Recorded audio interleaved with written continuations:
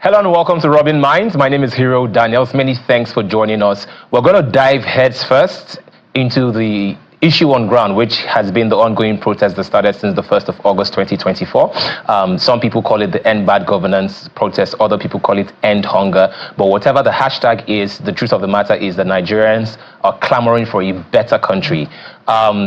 Exactly by 7 a.m. this morning, the President of the Federal Republic of Nigeria, President Ahmed Bola Tinubu, addressed the nation, where he stated what the government was doing to make sure that the requests and the demands of people, the common Nigerians, are being met. And he also sort of talked about the policies that have been implemented, and he took credit for removal of subsidy and the implication that it's having on the economy.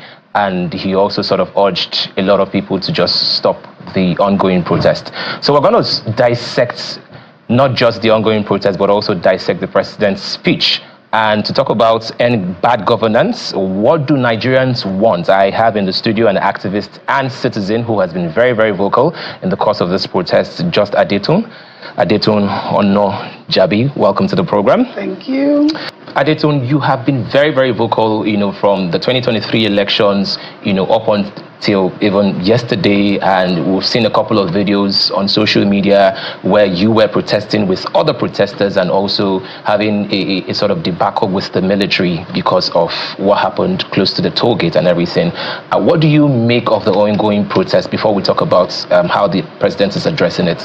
Thank you very much for that question. So the only thing I can make out of this ongoing protest is this is exactly where the government has pushed us to. This is exactly what we need to do now.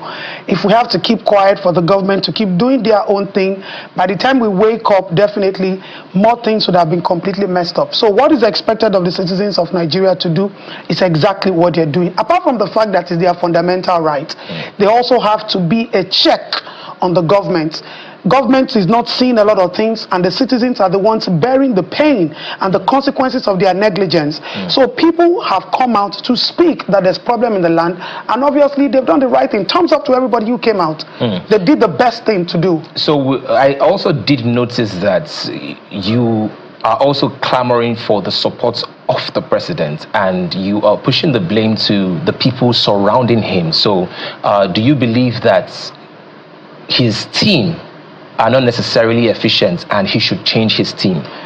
The next thing that Asiwaju Bola Ahmed Tinubu should do now, first of all, let me give him that credit, accepting responsibility that he is aware that we are suffering. And not only accepting that responsibility in the past 1 year, His Excellency, sir, you have to accept the responsibility for the past 8 years, plus this one, making 9 years, because he openly told us that he brought Buhari. So accept whatever thing or whatever failure Buhari caused this government and accept 1 year, making 9 years. The fact that he has accepted that is fine for me. Now, what was that question again? Sorry. You categorically stated that the president must not fail.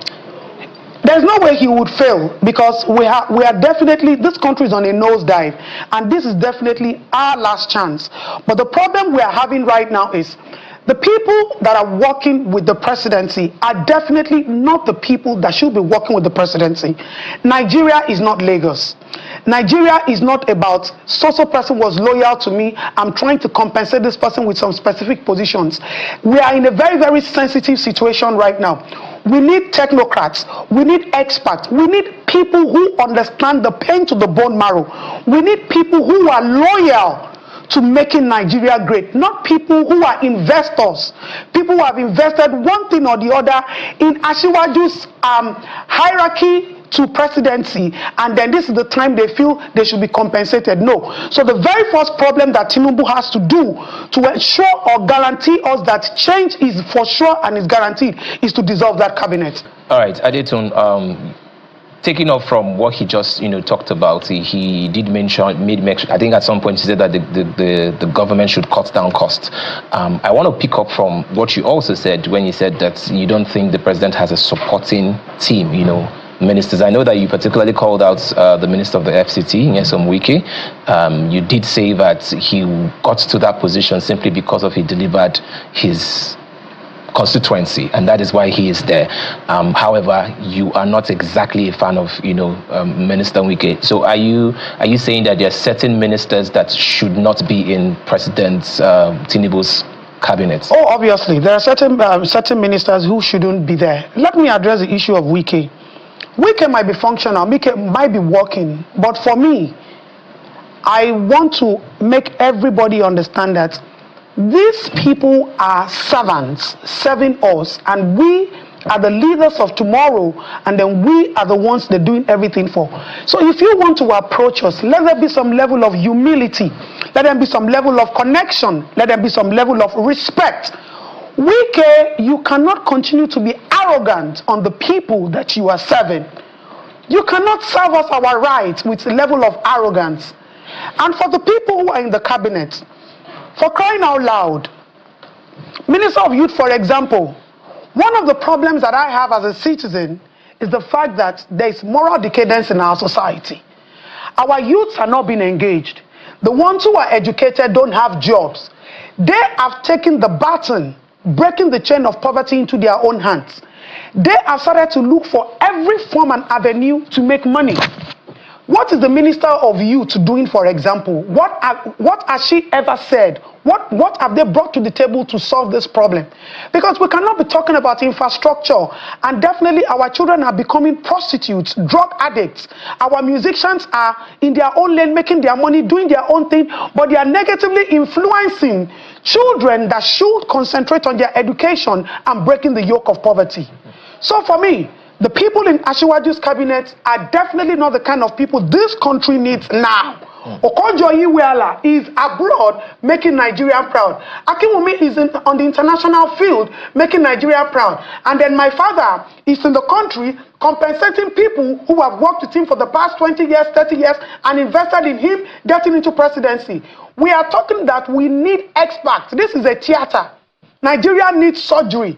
We are talking about bringing experts into the theater and let us fix this problem.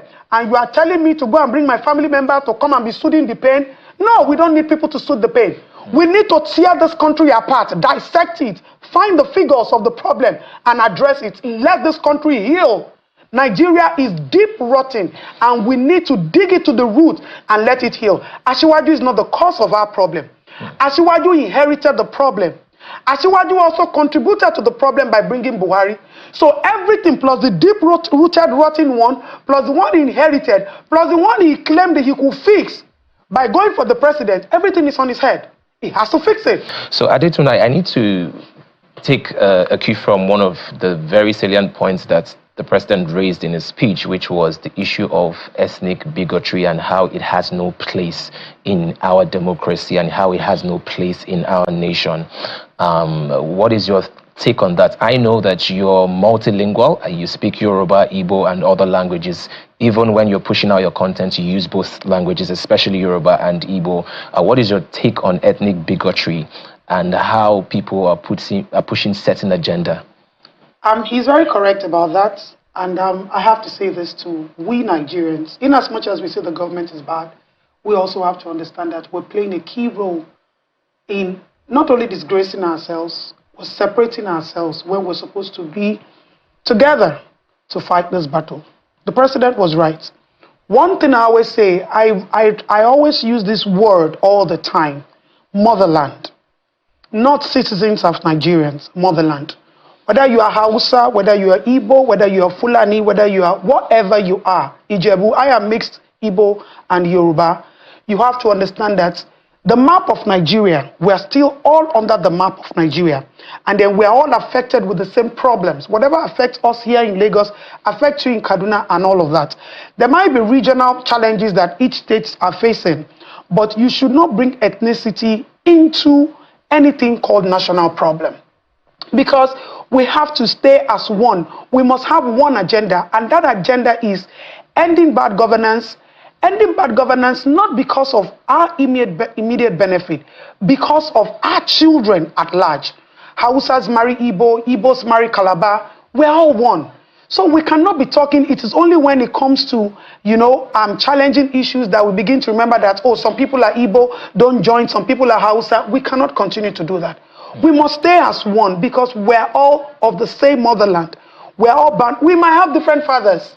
Hausas have different fathers. This one has, we might have different fathers, but we are all born of the same motherland. And our motherland is she, and that is who we are. So we must push very hard to stop anything related to ethnicity when we are talking about a national issue that affects every one of us as Nigerians. I will say this is the most successful protest we've had. Ask me why. Why? There's a video that came up on the social media one time when the president said he doesn't listen to what they say on social media. They're always insulting him and he's not bothered. Very well. Now, even before we came out on the streets, they already heard that we wanted to do a protest. And normally, a lot of people always say, I am close to the government, which is very true. But one thing I take from my father-in-laws and the leaders are, don't worry, when they finish shouting, they will keep quiet. But this time around, they didn't even want anybody to shout. So they heard, upon arrival of the information, did anybody write letters to the federal government that they were going to do a protest? If we had written letters, the letters would have taken months. Secretary would have taken it and kept it. But the same social media where they don't listen to us, where they ignore us and tell them, let them keep shouting. They only heard that there's going to be protest. They almost even went to bring our forefathers, all the obas, everybody they brought, traditional rulers. I was invited by the Commissioner of Police to the stakeholders meeting, and then they were discussing about telling the citizens not to protest. You know, in fact, when I got there, the kind of stores that I saw, calabash, traditional rulers came with off as if that was the day of the protest, which was not. So for me, I will say that this is the most successful protest because they could not even afford to ignore the cry that there was going to be a protest. They attacked it immediately and they were pleading that citizens should not protest. But I respect Nigerians for what they did. They still understood that it is their fundamental right to speak. And they've made us understand that the only way we can speak and then they can hear us is hitting the streets. So that dialogue thing that they even said, where were we supposed to dialogue with them? You mean all these politicians that have private, their social media handles are private, you DM them, they don't respond. Some of them feel if you come to the house, you're coming to beg for rice and money. You know, so my question is, where are we supposed to meet? We see during elections and after election, all of them, their cards are tinted, they cannot pick your calls, they've changed the numbers and everything. So definitely, the only meeting point and the meeting line between the government and the citizens is definitely on the street. So how would you now, because the president did say that it is now time for us to embrace dialogue. Now, do you think they are ready? Because you did mention that before the protests, we couldn't dialogue, and the only way the citizens could get the attention of the government... It wasn't a business contract. We weren't stealing the property we were buying. Exactly. So now, do you think the government is open to dialogue, and who are the people that the youths and the people of Nigeria should send to dialogue with the government? In all fairness, it is still not a business transaction. The problems are visible, glaring, and clear. What are you dialoguing about? You want to dialogue with who? These problems are visible. The same way you people claim that you're working behind doors, you're doing a lot of paperwork, and we have not seen it. It's the same way this hunger too, we have not seen the paperwork that you are doing. So the only dialogue that can reach here is, let there be equitable distribution of foodstuffs. Now the president said that there are no more custom charges on foods. How are we so sure that people can go to Cotonou and bring rice or whatever, they are importing foods and there will be no charges and custom charges and all of that? So for me, there is still no reason for dialogue. We can respect the president and say, okay, let's not burn all the cards. We have this protest cards to play for the next 8 years. Now we've done 3 days and it is obvious that they know that it is not an authoritarian style of parenting anymore. This is co-parenting. The citizens want to know what is going on in government. The citizen wants to know how far you have gone. The citizen wants to understand, okay, whilst we are waiting, what are you going to give us as small chops to at least make us understand that, okay, cool down, pull up. You see, this generation, it is called Soros, okay? And when you hear this young musician sing, mi o gbokpo, I know you're waiting president, they talk, give them food. This food, if you are sharing, share it between APC, PDP, LP, Babalawo, Jewish, let everybody. Because when the president says that they've given them food, these foods are channeled towards their political parties. And then other parties don't get it. Listen, you see these chiefs that you called for meeting, send foods to the Obas. Tell everybody, Ikate, go to your Obao, Ondo, go to your Obao. Give these foods to them. Call church members, all these pastors, give this food to them. Call NGO, non-governmental organizations. We are the most and widespread people that connect to the roots. Give these foods to them. You are giving this food that you still now give it to the same people in the political party, and some of them already have agenda against 2027. So they will use this same food and say, okay, let us give this food because these are the people that are going to vote for us. When you give palliative to politicians, we saw the woman who used our palliative to do birthday and she made photo shoot. So what is the difference? Sir, Your Excellency, if you want to give palliative, let them announce, let them drop a list, and then let these foods be shared. And as a matter of fact, CBN has our database. Unfortunately, I don't have a child who is a Nigerian citizen, and I know how my children get money from the government. They credit their account. These children have BVN. As a matter of fact, it is even faster. This our youth, they already have OPay and PAMPay. Put the money in the account. Don't send this money through anybody. Give CBN directive to credit this account. Then we can now say, okay, let us wait. Since our Messiah to fix this country, Jagaban is here, my father is here. Let us give him time. Let him continue to do the paperwork. He's a very intelligent man. But pending that time, waiting we see, give us what we hold our hunger. Now, to even make things more, to make it more pathetic, you see this government, these politicians, all they do is they share rice. We have minors, we have young children. I have never seen government give them pampers. I've never seen government give them infant formula. I've never seen government give them anything that can even make this our minors hold position. Our children, the rate of mortality is increasing, malnutrition is increasing. Our statistics are increasing on the international board. So our 1 year or 2 years are supposed to be eating rice. Sir, give them formula. There is Nestle in Nigeria. Let them give them formula. Even if they prepare pap, is it not milk they are going to put in the pap? So there are lots of issues that you raised here. I mean, and one of those very important issues is how the government should proceed with distribution. Equitable distribution. Equitable distribution of palliatives. But we're going to hold that thought because part of the president's speech also made mention of the fact that the state and the local governments now have access to higher funds. But we're going to get to that. The same local government you are talking about is still the same APC. So let them bring individual people, individual units, organizations in. Those are the kind of dialogues. Tell people if you have, you have a platform or a way we can distribute. So come on board.